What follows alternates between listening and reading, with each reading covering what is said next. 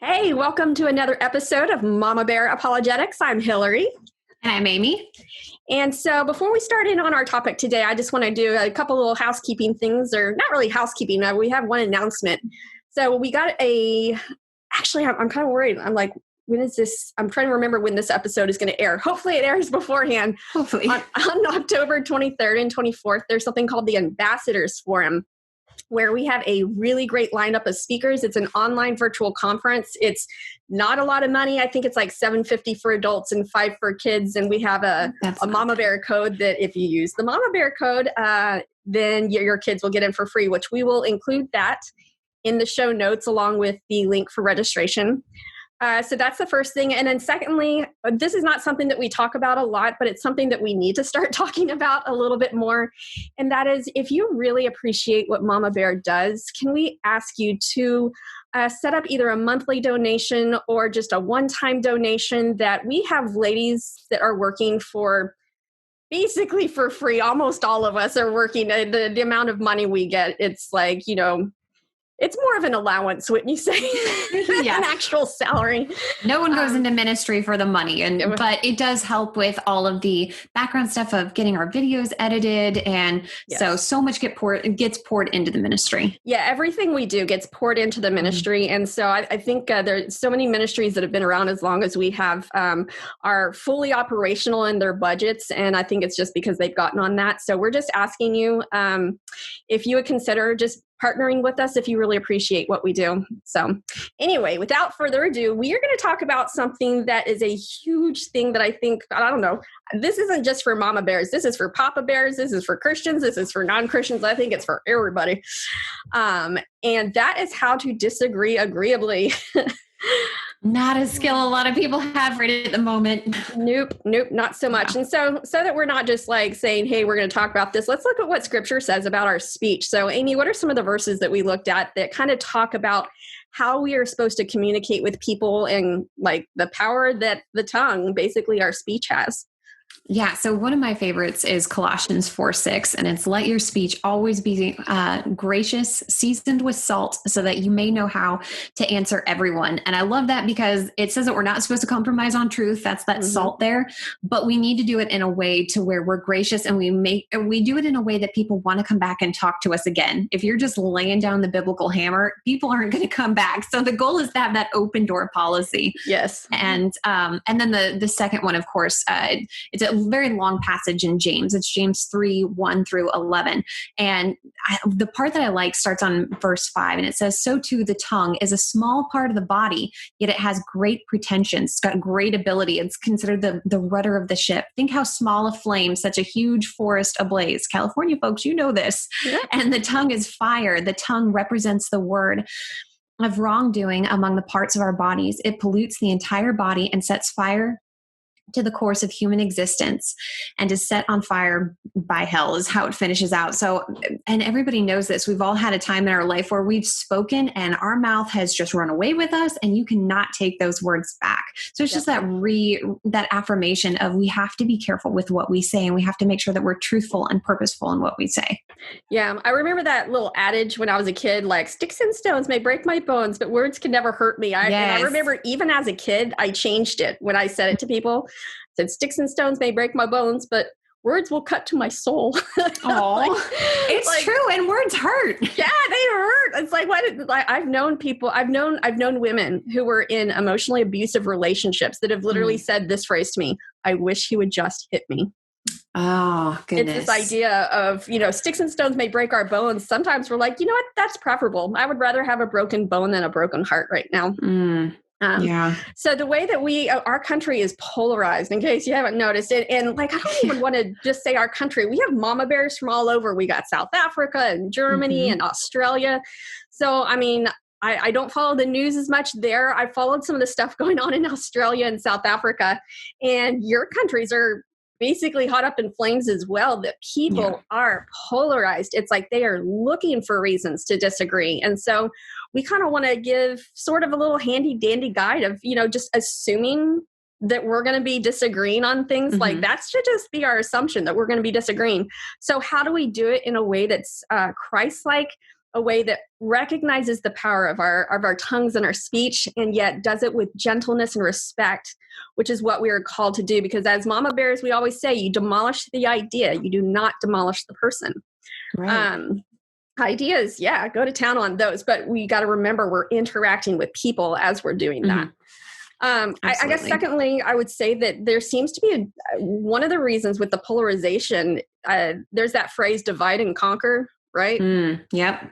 So if we're in a spiritual battle, I think the enemy knows that one of the ways that he can basically conquer is to get us divided first. And man, he's doing a great job right now. Gosh.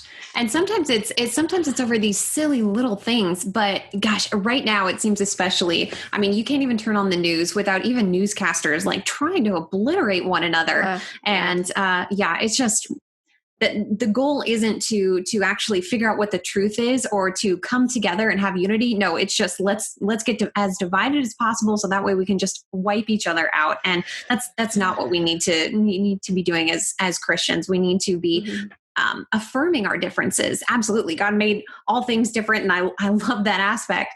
But we also need to make sure that we're being unified around the important things, which is if you've been doing your 12 at 12 or 10 to 12, then you know that we need to be unifying around the essentials. Yeah. And so if there's a lot of ways that we as Christians really need to be separating ourselves and saying, you know what, the Christian worldview actually changes our lives. And I think the way we dialogue could be one of those ways, more than anything, more than just giving someone the gospel, that they say, this person's different. I want to know more about what makes them. I mean, if they see everybody else flying off the handle and they see this person actually dialogues with me, you'd be surprised at how many atheists my husband just kind of collects that absolutely love him, because he's one of the few people that will dialogue with them. Yeah. So anyway, we're going to go into some handy dandy tips on basically how to disagree with people. And so we're going to divide it into two kind of stages. First is understanding what they're saying. And then the second is interacting with what they're saying. So, Amy, what would you say first for understanding what they're saying? We're going to have two steps that start with listen. So tell us about the first one.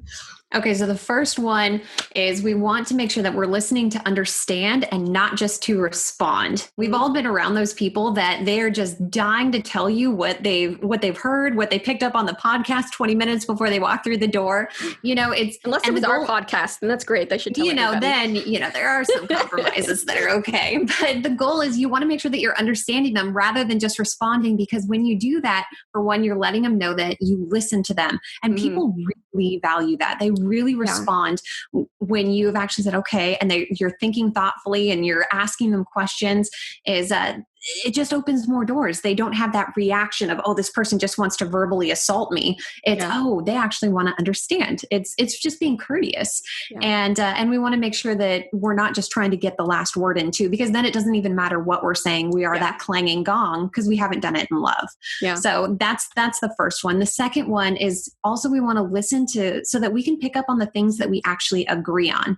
Again, it's not about the division aspect, dividing that, they'll pull yourself apart. But you want to actually listen for those things that you can agree on, because those are the things that help build bridges to even nurture the conversation further. Yeah. I think a lot of times people are so focused on what they disagree on that they forget. Hey, we're agreeing on some things. So like for one of the examples we wanted to use for kind of some of these steps is some, I don't know the full scope of everything that's going on. So don't take this as like a full political, just an example. Of everything. Yeah. It's just an example of where I see two people talking past each other. And that's with the whole situation going on with separating kids from the parents at the border. That people are very, very, how would you say? Polarized. They're very passionate about how they feel about that. And they're emotional about where you stand on this. So if we're listening for things that we can agree on, again, there's a phrase, it's clarity over agreement. That a lot of times you're not going to agree, but if you can reach clarity of what they're saying and clarity of what you're saying, sometimes that's the best you can ask for. Right. And so there's a lot of things, we'll just say in this debate, people on both sides, they are both agreeing that children are important. They are both agreeing that, mercy is a good trait. They're both agreeing that that families need to be kept together. Yeah, and protection. There's all these ideas that they're agreeing on, but it's the mode. But we'll get more into that in a little bit. So when we say that we're aiming for clarity over agreement, let's think about our last podcast, which was on linguistic theft, how sometimes people use the same words, but they mean different things. Yeah. So an example of when they use a word that's like, that could go both ways. You say, oh, what do you mean by, and kind of restate what they're saying.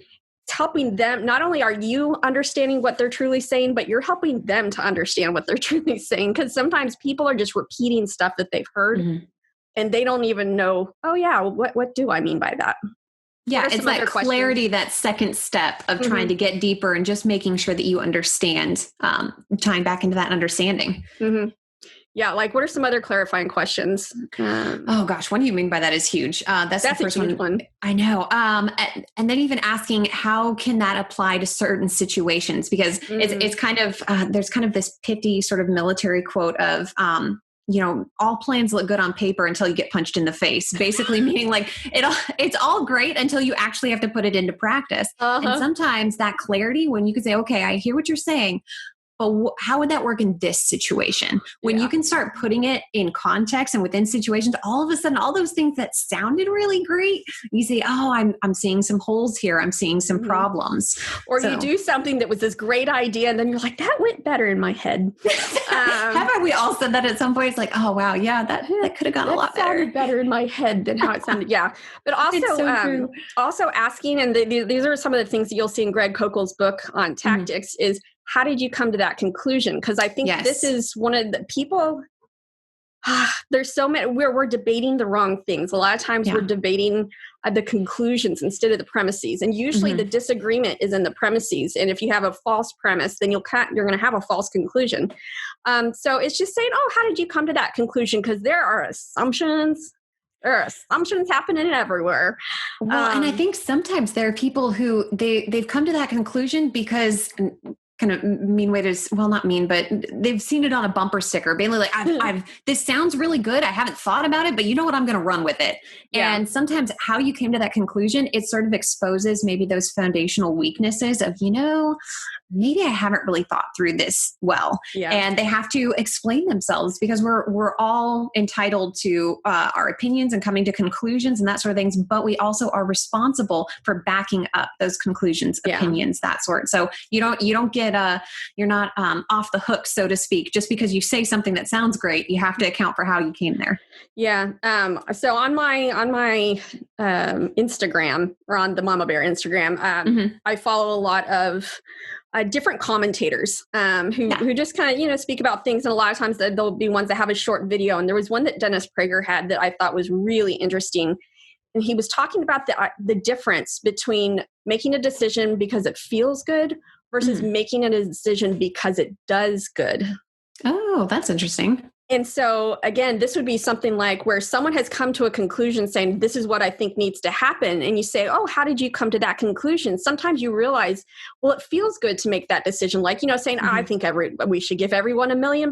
That sounds great. I would feel great knowing that I gave everybody $1 million. Oh, man, that feels good. Yeah, that should be the policy. Okay, what does that do? Does that do good? Okay, now we're going to start dealing with, inflation. Now we're going to start dealing with what do some of the people do with that money? Like, there's some people who do not use money for good or for, things. They go out and they're like, they finally have their drug fix forever. Yeah. So is it doing good or does it feel good? And so asking them, how did you come to that conclusion might help expose some of these assumptions.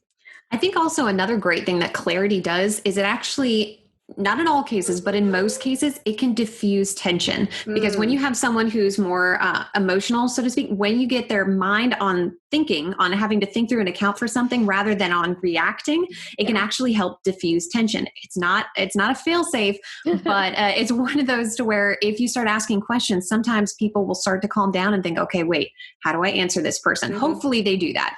Yep. Yeah. Actually, that was something I remember when I was doing first aid training, first responder training back when I was an athletic trainer.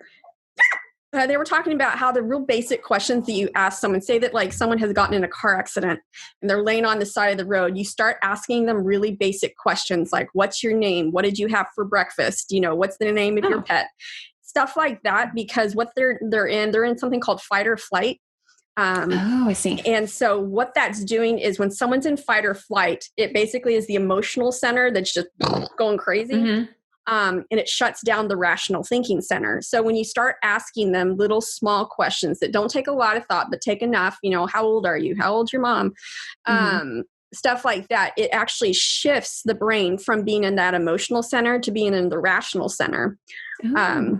So I think a lot of these clarifying questions, as long as you ask them like legit questions, as you said, that it can help diffuse tension. That's why, because sometimes people are already expecting for you to disagree. So they're already starting to get to that emotional place. And this can actually take them back down out of that emotional place into a place where you can have rational dialogue. Self-deprecating humor is amazing at this. Oh man, this humor is honestly, you got to have that in your back pocket. If you can make fun of yourself or pull out a funny quote. I mean, I think they've done studies on this, that it is one of the best ways to diffuse tension. Yes. And gosh, if you can have that person chuckling over their dinner about something you said that can tie into be a spiritual truth, I mean, man, win for you. That's just awesome. Yeah. There was, I can't remember if this was in the book or if I said it on another podcast. There was this time when we were at a debate. It was Bible and Beer Consortium, where we had an atheist and a Christian doing a debate. Yeah. And the air conditioning was out in the building. Oh, no. And so, in Texas, that's a big deal that it just kept getting hotter and hotter and hotter. But it's like, as the Q&A was going on, you could tell that people were just basically about to explode. And so I leaned over to John. John was about to get up and ask a question. I said, you have to diffuse the tension. And so he got up to him before he asked his question. He's like, well, we may not know where everybody lands on stuff, but I think we can all say we have a better idea of the theology of hell after sitting here tonight. That's great. And everybody started laughing because everybody was dying hot. And so people, it just made them laugh, and you could feel the tension in the room go down. Brilliant. So, yes. So clarifying questions, diffusing tension. And then I have, we want to repeat back to them what they said, because a lot of times we hear what we think they're saying, and they hear what they think we're saying. It's like we kind of have this idea, I already know what they're going to say. That's back to the step one about listening to understand, not to respond. Because if we think we already know what they're saying, then we're listening. We're already tuned out. Yeah, we're already tuned out. So basically repeating back what they said to them, and which means you have to give it a charitable interpretation. You have to you don't give some, you don't say, so basically you think we should all kill babies, or something, I don't know. Gotta love those straw man arguments. Oh yeah. Something that's going to, of course, set them off. I think there's some meme of an interview with, what's that guy that's into all the postmodernism stuff from Canada? Jordan Peterson. It was some interview he did with someone that launched 1,000 memes, because every single question she said was, so what I'm hearing you say is, and then some super straw man something. Or I didn't get to watch the real thing, but the memes were funny. Speaking back what they said and saying, did I get that right? And if you didn't get that right, okay, could you clarify the area that I got it right? Make sure that you do not respond until you have repeated what they have said, so that you know and they know that you understand their position. A person who feels like you don't understand their position doesn't want to understand your position. They want to keep talking louder and louder until you fully understand what they're saying, because, that's why they talk louder. You didn't get it before. You have to get it. And this is what we're trying to avoid. And so actually understanding what they're saying is a really great way and stop that process. Yeah. And you'd be surprised sometimes by you just faithfully repeating back what they've said. Sometimes that'll trip something in their head. They're like, oh, wait, is that how that sounds? And oh, hold on. Wait, let me rephrase. You would be surprised at how many times that can actually get them thinking, because I mean, we've all been there, right? Where we've said something and we've kind of rehearsed it in this great tone. We put the pauses in. It sounds so good until we hear somebody else say it. We're like, ooh, that isn't. Or I didn't mean that. You had some idea in your head, like maybe you think of one certain type of freedom, a person saying, I think people should be able to do whatever they want to do. And you're thinking of this one specific situation. And so the person says back, let me get this straight. You're saying that you think people should be able to do whatever they want to do. And then it's like, oh yeah, I see there might be some problems with that statement. I hear that now. Yeah, I think I hear what you're saying. So yeah, did I get it right? Clarifying any terms and repeating it back until they agree that you've gotten it right. So all of this goes into understanding the message, understanding what they're saying. Because again, we are going for listening first. We're going for clarity over agreement. That is our goal. And then second, we're going to respond to the message because this podcast is on how to disagree well. So we're assuming that you're disagreeing here. So when we interact with the message, so what we want to do, and this is also kind of in the ROAR method that we talk about in the Mama Bear Apologetics book, is you want to start with things that you can agree on.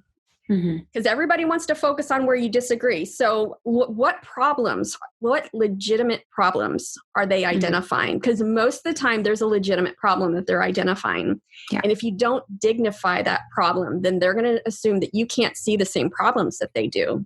And then what values are they holding to? Do you agree with those values? They might have a lot of values that you totally agree with, but maybe you think, well, I think the values are disordered. Like you're prioritizing this when this needs to be the priority. Right. And so finding what those are. And so to interact with it, again, you're listening for that. And then for the disagreement, we're going to do what we call an affirmation sandwich. So in an affirmation sandwich, you're going to state what you agree with first. And so this is, I think we were going to give this example for the people talking about kids being separated from their families at the border. Because I think we can all agree that, I'll just pretend that I'm responding to someone and say, oh yeah, I hear what you're saying. Man, I got separated from my parents when I was young and I got one when I was at Disney World and it was terrifying. I can't imagine. That was horrible. I would never want to go through that again. You're acknowledging the problem that they see, that this is traumatizing to kids to be separated. So first, you're going to state what you agree with, and then state the problem that you're identifying, which doesn't seem to be acknowledged or solved with their position. So at that point, you might say something like, I agree, separating kids from families, that's so scary. You can say, however, one of the things I've noticed is that they were saying there was a lot of kids coming through who weren't with their parents. And in fact, this is a situation that's just ripe for sex trafficking. So, man, that's kind of where my heart is. It's, I have a friend who was sex trafficked. And it was because she went over, actually, Lindsay Medenwalt has a friend who had sex trafficking. And when they took her over the border into Canada, it's kind of like she wishes that someone had separated her so that she could have said something. So ask them, how do you suggest that they make sure that these kids are with their parents and not with someone who's trafficking them? Because again, I totally understand we don't want to separate kids from their parents, but how would we solve this problem? So what we're doing there is we're stating what we agree with. We're state the problem that we're identifying that doesn't seem to be identified with their position. Their position might be we should never separate families. We're restating our affirmation and then asking them, how would you solve this problem?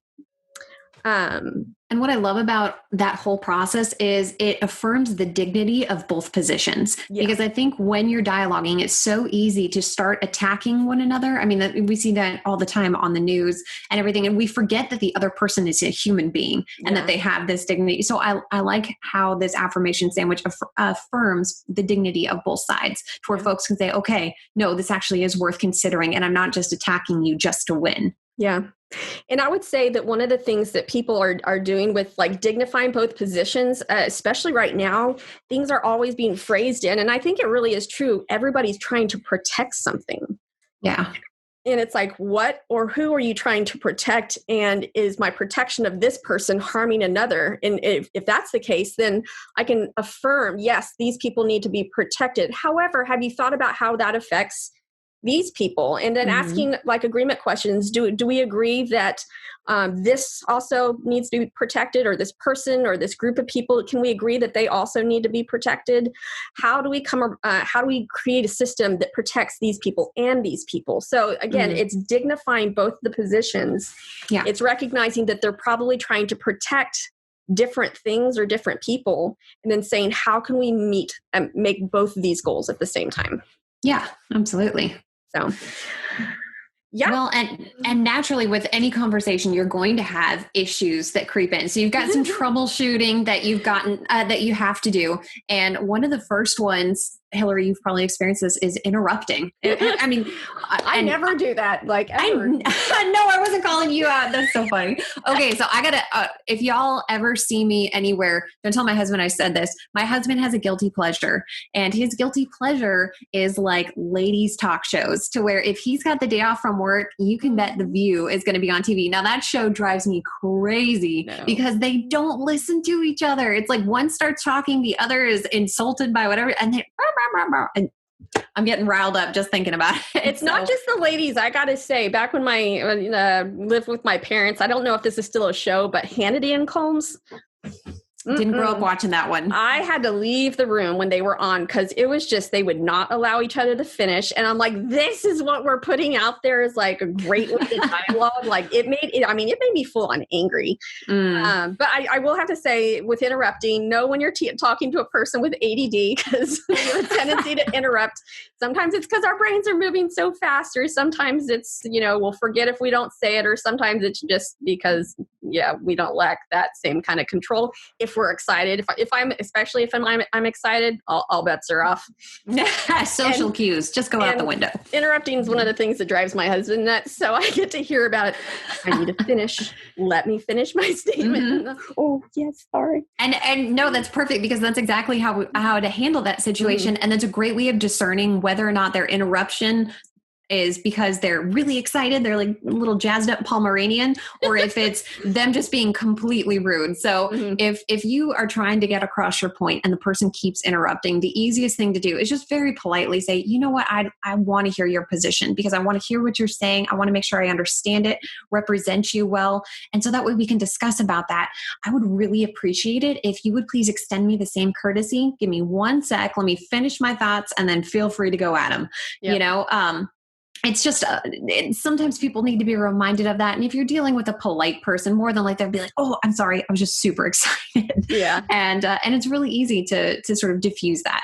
Yeah. So yep. I don't know. Have you ever, I've had to do that one time. Well, not one time.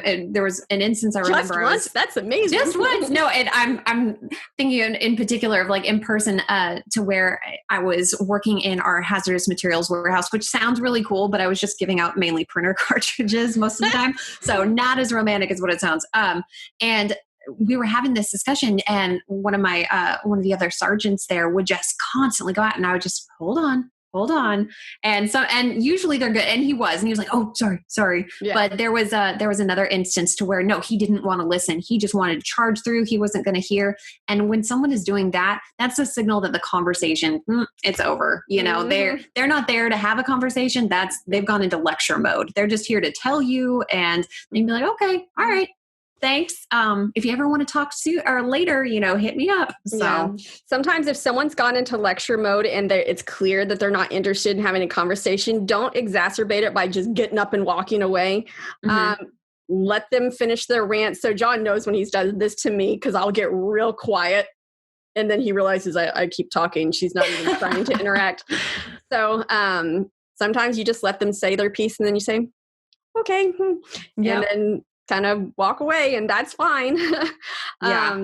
There's a way of graciously doing it where the person actually, instead of you doing something to flaunt it in their face, like you were so rude, you did this, and then it like creates more flames, that you just kind of roll over, let them finish their piece, and then just say, okay, well, I'll talk to you later. And a lot of times that's convicting to them. They're like, oh, I really just did bowl that person over, and you're not having to say anything. And so it's like, it is kind of a way of standing up for yourself, but at the same time, it's standing up for yourself in a way that you don't get involved in the same problem. It's kind of, my friend Janet has a phrase. She'll just point at something and say, not my circus, not my monkeys. Oh, that's hilarious. And so when someone's getting all riled up, sometimes I just pull away. I'm like, not my circus, not my monkeys. And yeah, that protects me, and it kind of makes it clear to them. Unless they are like, oh, I really stuck it to her. Then, let them think what they want. Who cares? Yeah. You just want to act in a way to where they can't cast stones at you. Mm-hmm. So the next one is we kind of have two different takes on this depending on depending on intention. The first one is what I call Doug syndrome, and Hillary's got one called Stump the Chump. So the next troubleshooting one is called Doug syndrome. If you've ever seen the Disney movie Up, Doug is like this adorable fat. Oh, that's who you're talking about. The dog. Yeah, the dog. Okay, to where he's okay. So if you've ever seen a golden retriever, I think is what he is. So he's super sweet. He's a little dopey. He'll be talking, and then all of a sudden, squirrel, and he's off running, completely sidetracked. Now, if this is just kind of I call it kind of harmless. This is just people who are a little on the scattered side, to where they're fired up about a discussion. You're talking about it, and all of a sudden something else pops in their head, and they've got a philosophical squirrel that they're going to go running after, and it's completely different from the original conversation you started with. Yep. So that's kind of a harmless take. For those type of folks, you kind of listen to them and be like, okay, that's a great question. What we were talking about, though, was this. So if it's all right, let's focus back on what this is. We'll handle it, and then we'll get to that. I would say it's just this redirect. That's a really interesting thing, but I'm not sure how it pertains to what we were talking about here, which was blah blah blah blah. And I've done that before. That's really interesting. I'm not sure how it pertains to what we were just talking about. Yeah. And sometimes most of the time they'll say that, like, oh, sorry, squirrel, So, I mean, I've said that myself, just, oh, squirrel, it's okay. We'll just ignore that one. Or sometimes you'll have someone, like my husband makes connections in his head so immediately that it's like, he went from A to B to C to E to, F. And all of a sudden he starts talking about F. I'm like, hold on, what does that have to do with this? He's like, oh yeah, I forgot you weren't following and he has the crazy train. Yeah, you weren't following the crazy train. I'd never say, well, I don't think he thinks it's crazy. It's a blessing that he can have all these connections, but sometimes he doesn't take people along with him on the journey. And so I just have to lovingly say, oh, you take me with you on that journey. So that's the stump. That's the Doug syndrome. So there's another type that's called Stump the Chump. And that is the person to where they are looking for a disagreement. Or they're looking for some piece of information that you don't know. And so basically they'll ask question after question after question and just, keep bringing up example after example. Yeah. For either trying to make you shut down, because sometimes it's called steamroller technique. Steamroller is like you just present them with so much stuff that's like I don't even know which argument to start addressing right now, because there was like 30 you just gave at me. And basically whatever question that you can't answer or whatever thing you're not educated on, and that's the one they want to talk about. It's gotcha. Yep. They're just trying to basically make a point. And I would say it's okay to extricate yourself from those situations in a loving and graceful way. You can say, well, we can pick, okay, you just said a whole lot of stuff. So could you state it again and tell me which one of those is your biggest priority? And let's stick with that one first.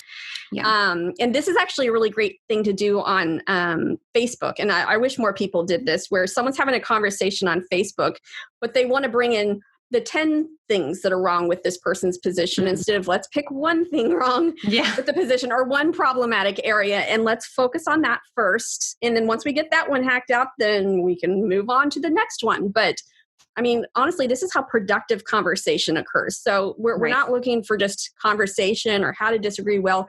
We want it to be productive. And the Stump the Chump, he's not into that type of person isn't into solving something or figuring out or having some sort of spiritual growth. They're just trying to shoot you down, basically. So they're going to keep, it's also called moving the goalpost. They're going to keep asking questions, especially if you've answered something well, and they're going to have to respond. Well, all of a sudden, oh, well, what about this? Well, what about this? And they're just going to keep trying to find a mine for you to step on, because that's all they're interested in, is seeing you destroyed. So those type of folks, it's no problem just to pull back, because again, they're not interested in conversation and growth. They're just interested in being able to talk about you next lunch, being like, I totally destroyed this person, or making you look foolish. So there's is this one guy that I don't interact with anymore. And it bothers me when I see him interacting with some of my apologist friends because they fall for it every time. And this isn't like a formal fallacy, but I call it chasing the tail. What happens is they'll say a position or they'll make a statement like on Facebook, and then he'll come in and he'll take part of it and he will purposely misunderstand it. So then the person feels the need, I need to clarify this. Yeah. And then when they clarify that, then he'll pick something else to purposely misunderstand. And so basically there's not a conversation happening, and it looks like he's trying to understand what he's saying, but he's purposely always misunderstanding what they're saying.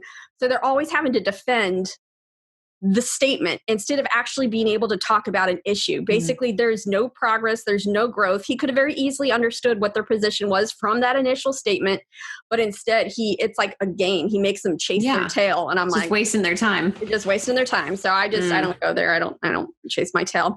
And then finally, sometimes you just straight up need to get out of a conversation. And this is where we were talking before about fight or flight. That when someone gets in a really emotional position or an emotional and agitated state, right, the conversation's over. It's like you might try to diffuse it. If it doesn't look like it's diffusing and they're staying there, that's when you just kind of need to back away slowly. You can do so in a way that keeps the door open too. If you're active on social media, be like, okay, I see right now we're super fired up. And how about, we just take a breather here. You can reach me at whatever your Twitter handle is, or give them your email. I don't necessarly recommend cell phones unless you actually know the person, because you might get signed up for some weird stuff. But do it in a way that's gracious and kind, leaves the door open for future conversation, because they just might be an emotional person to where, after they've had a day or two to cool down, they're like, okay, I feel really foolish. Let me just reach out to this person. Who knows? You may never hear from them. You might, a year down the road, 2 weeks down the road, you never know. Or sometimes I was talking with this one guy once that he was a coworker of ours, and he just kept getting louder and louder and louder. And finally I said, why are you yelling at me? And he goes, that's a good idea. Or that's a good question. It's like, he would yell, that's a good question at me. And then you could see him kind of, okay, let's calm down here. And it was like, he was getting all painting in a bunch there, and he didn't even realize. So, I think that person must have been a Davison at one point, because my husband's side of the family, they are like the passionate yellers, and I'm like, why is everybody yelling? Yeah. Are they? Oh, I can't say that. Like everything's racist now. I'm like, are they Italian? No, they're just loud. That's funny. I apologize to any Italians out there. But it's good just to notice when things are getting out of control. And you can usually tell there's tension in the room. The people aren't thinking through stuff. You ask them a question and they're just emotionally flipping out, just, okay, time to pull back. Also, if it's turned into a mob thing, if it's not a one-on-one conversation, you've got all, his 8 friends chipping in and they're trying to ask you stuff. You're in a mob situation that can get out of hand. Not necessarily saying violence, but I highly doubt there's going to be a lot of good, enriching dialogue if you've got, 8 people jumping all over you. Yeah. So, and again, saying something just positive, anything can be like, I see you're really passionate about this. And it's, it's great to see people who are passionate about what they believe in. I'm going to go over here now. I'm just going to slowly go over here. And if they keep following you, say, oh, that's great. I don't think I want to talk about this anymore. This is feeling attacking. Put it on yourself. This feels attacking to me. Or not even attacking, to say this feels overwhelming. Can I have permission to take myself out of the conversation? And actually, this is something that's good for marriages that John and I do, that if a conversation never gets too heated, either one of us has full right to say, I'm feeling overwhelmed and I can't handle this right now. But whoever it is, say, and can we stop this conversation? But whoever does that, it is their responsibility to actually plan the time for, can we plan to talk about this at X time? And so they have to be the ones to follow up to actually continue that conversation. Now, you don't want to do that with some random dude or a mob or anything, but just extricating yourself is totally okay. Yeah. So I just want to, let's see, we had a lot there. So let's review a little bit before we close up. So first off, we had how to disagree well. First is we're understanding the message. And the next is we're interacting with the message. So to understand the message, we're listening for the goal of understanding, not responding. we're listening also for the goal of what can we agree on between each other. Ask clarifying questions. Make sure you really know what they're saying. Repeating it back to them to make sure that you're understanding clearly. And once you have that clarity, now you can start in on your disagreement. You start out with the things that you agree on. And that can be, motives or values or a problem that you say, yeah, I see that problem. That's a big problem. And then you use your affirmation sandwich. You state what you agree with first. You state the problem that you're trying to address, restate your affirmation for them, and then maybe ask them, how would you suggest that this problem that I'm seeing would get solved? And then we had our troubleshooting for how to get away from people where it doesn't seem like the conversation is being very productive. Yeah. And all of these folks, these are all things that have to be cultivated, just like patience. And good dialogue and disagreeing requires so much patience and self-control. You got to keep the emotions. Yes. You got to keep the emotions in check. You have to be actively listening, asking these questions. They're so great. They're so important. And unfortunately, not only adults, but kids aren't being encouraged on how to dialogue well and how to disagree well. So practice this with your kids at home. If you won't have to wait long with children. It's awesome. They fight about the craziest stuff, and just kind of act as a mediator at some point. Help prompt them on asking good questions and what they can affirm and that sort. It's great because they'll start using it in their own lives. And it's just awesome when you can see that. Yep. I would say I would recommend one of our previous videos, on the daily discipleship video, we talked about an exercise, especially if you have younger kids. And shoot, if you do this when they're younger, I'd say keep doing it when they're older, because if they're not having a good conversation, you're like, well, you're going to act like a child. I'll treat you like a child. Where you get a ball and you put them, say, okay, the person who has the ball gets to talk. I'm going to state my position. You roll the ball to the other person. The other person has to restate what they think you said. And they say, was that correct? Roll it back. And the person can say either, yes, that was correct, or no, it was not correct. And restate it, roll it back. It's basically doing the same thing, but it gives them something tangible of kind of like, this is what a back and forth conversation looks like. It's like a ball rolling back and forth between us. And this is how conversation works. And I think if we could start getting our kids to understand that as young as possible, I'll tell you what, that right there is going to separate them from the rest of their peers in a good way. In a positive way. In a positive way. Just make sure they're not angry. Otherwise the ball's going to get whipped at someone's head. Then you got to start all over. I'll give you something to disagree about. Yeah, exactly. Here's my thoughts. Yeah. Okay. So that's on how to disagree well. So Amy, will you pray us out? Absolutely. Father, we are so grateful to come together and to learn how to disagree well, because you gave us minds, Lord. You gave us minds to consider ideas, to consider others, to think well on these things. And the only way that we can take down bad philosophies is with good philosophy, Lord. So I just pray for all of our mamas and papa bears out there that you will help them to model good disagreement to where they, whether it's with each other, family members, whatever that may be, that their kids start to see their parents putting this into practice, and that you will give them opportunities that they will be able to help their kids practice this as well. So that way their children can grow up to be reasonable, rational adults who not just shut down their emotions, because we don't want that turned off, but we want them to be able to interact with their thoughts and their feelings well.